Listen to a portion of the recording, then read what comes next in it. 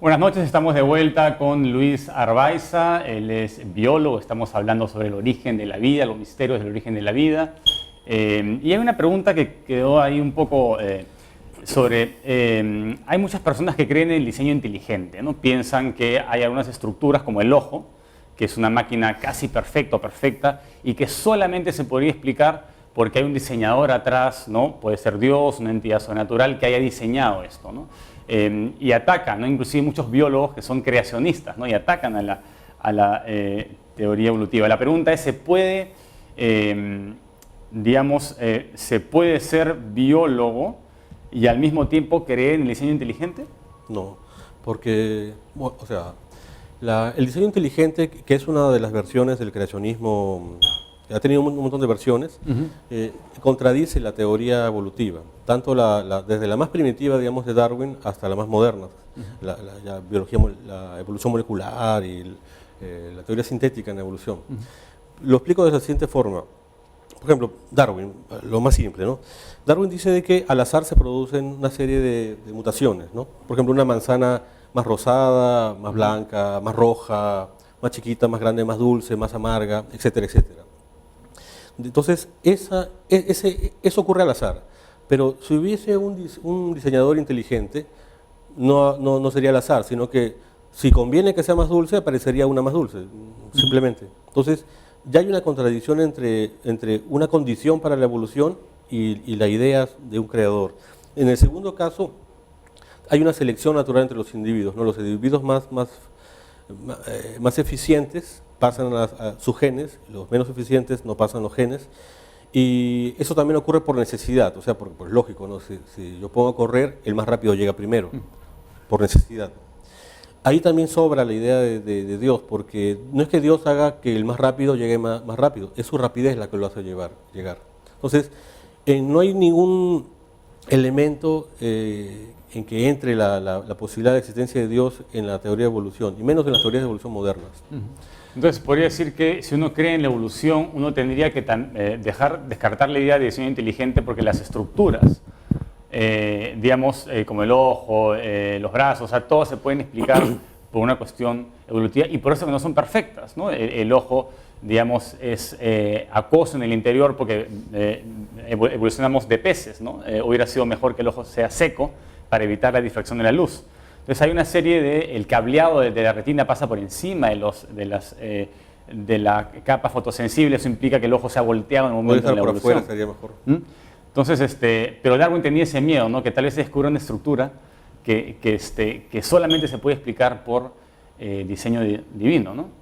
Claro, o sea, complejidad reductible, que es lo que ellos dicen, es que hay una estructura cuyas partes no han podido trabajar, no hubieran sido útiles por sí mismas, ¿no? O sea que tendría que haber habido un Dios que dijera, bueno, ya, todo esto lo juntamos y que aparezca.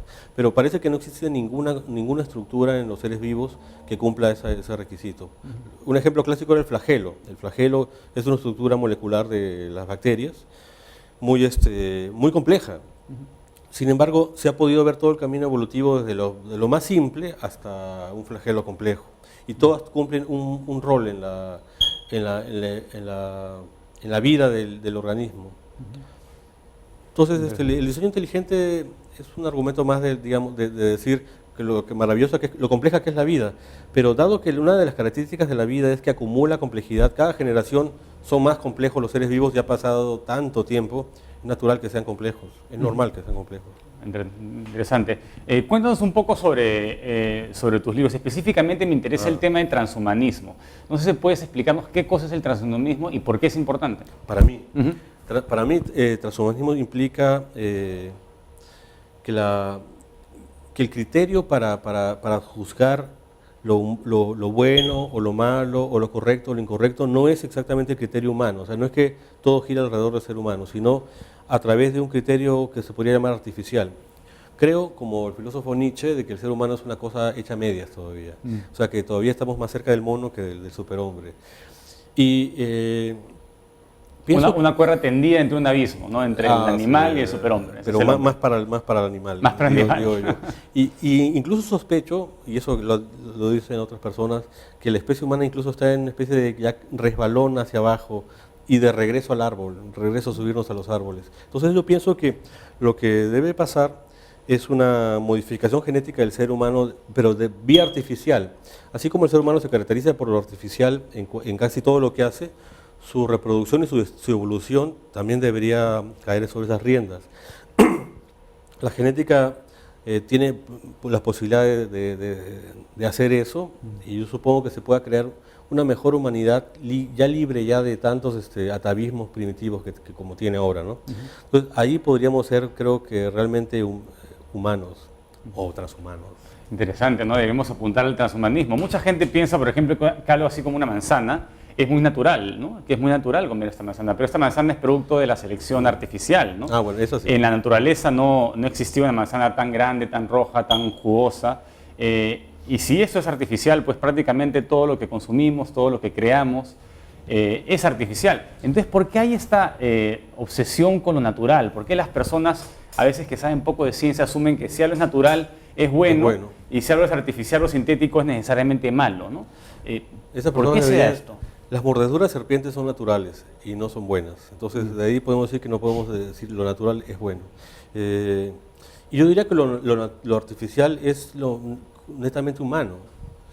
Y en lo más profundo, todo es natural. O sea, en el sentido de que no existe ni siquiera esa cámara de video, viola ninguna de las leyes de la naturaleza. Está, digamos, todo lo que ocurre se puede ser explicado por las ciencias naturales. Entonces, lo no natural es realmente lo imposible. Lo no natural sería, por ejemplo, que yo flote contra la gravedad, digamos, me tire por la ventana y no me rompa la cabeza. Lo único que ocurre en el universo es lo natural. Lo artificial en realidad no existe. Entonces tú eres naturalista, tú rechazas las visiones o las explicaciones sobrenaturales. O sea, yo digo que todo lo que el hombre hace que llamamos artificial, en realidad también es natural. Claro, sí, claro, está dentro de las leyes y la explicación natural del universo. ¿Es necesario ser científico y ser naturalista? O sea, ser científico y creer en lo natural, ¿o puede el científico, digamos, en el laboratorio ser naturalista y de ahí sale al laboratorio y tener creencias sobrenaturales propias?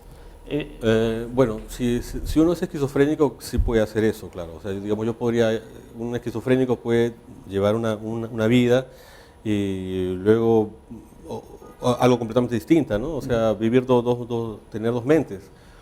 Pero también existe lo que se llama la mala fe, ¿no? Ahora, sobre los científicos, diríamos que el tener un cartón de científico no es garantía de tener pensamiento racional científico. Karl Popper decía que la mayoría de los científicos que trabajan, y pienso yo también lo mismo en las universidades, y están en proyectos y todas las cosas, son gente que en realidad no está como Einstein o como Newton o como Mendel o como Darwin, detrás de una idea propia, buscando con curiosidad de averiguar algo, no están en esa batalla medio personal, también media solitaria de lo que es de averiguar algo sobre el mundo, sino digamos que han conseguido un trabajo y más o menos que están llevándola bien y se han montado sobre un programa de alguien y más o menos están haciendo las cosas. Popper decía, esa pobre gente merece lástima y no son científicos. Eso que Kuhn llamaba ciencia normal, en realidad eso no es ciencia, sino es un empleo, ¿no? Entonces, no es nada de extraño que esas personas tengan supersticiones o religión y todo lo demás, ¿no? Un verdadero científico no puede tener ideas sobrenaturales, porque significaría entonces que no tiene pensamiento racional, porque considera que el pensamiento racional no alcanza para todas las cosas. Interesante, sin embargo es persistente, ¿no? Ahora es menos común, pero en el pasado prácticamente todos los científicos eran creyentes, ¿no? Yo también habría sido creyente si hubiera nacido el siglo pasado, porque quiero seguir vivo, ¿no? O sea, mi amor por la ciencia no es más que mi amor por la vida. O sea, no quería ser quemado ni ahorcado. Interesante. No sé qué nuevos proyectos estás involucrado ahora, estás estudiando la epigenética cómo dos hombres se pueden reproducir. Eso sería bastante útil. Bueno, primero habría que aprobar la ley de unión civil para permitir esto, ¿o no? Yo creo que no es necesario, porque serían hijos extramatrimoniales, solo para que sean hijos dentro del matrimonio, pero pueden fácilmente ser hijos extramatrimoniales, ¿no? Esa es una idea bastante antigua en realidad en la genética, pero el problema es que la parte epigenética es una nueva rama de la ciencia bastante desconocida. Las diferencias epigenéticas entre hombres y mujeres en cuanto a los gametos es algo que no se conoce todavía, por eso que tiene que haber investigación científica para que eso se pueda hacer. O sea, no es que ya tengamos el conocimiento para hacerlo, no se sabe todavía, hay que investigar.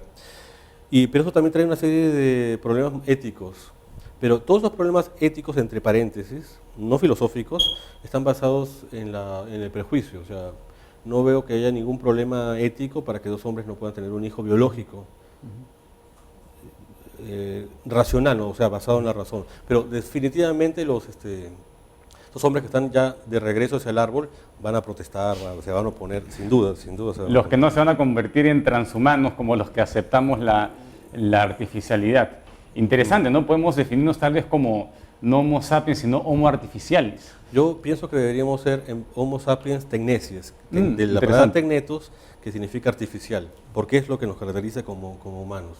Por eso mi libro de ciencia ficción se llama Tecnetos. Excelente, espero que lo puedan conseguir. Está en las bibliotecas. No, ya no hay números, ya, pero pienso sacar una tirada y espero que lo consigan. Sí, por favor, para que todos podamos leerlo muy bien. Estuvimos acá con Luis Arbaiza, biólogo genetista, y un consejo para los científicos creyentes y no creyentes: por favor, dejen las cuestiones de fe, lo sobrenatural, afuera del laboratorio. Pueden mantener sus creencias, pero no las utilicen para interpretar el mundo natural. Muchas gracias y nos veremos en la próxima vez.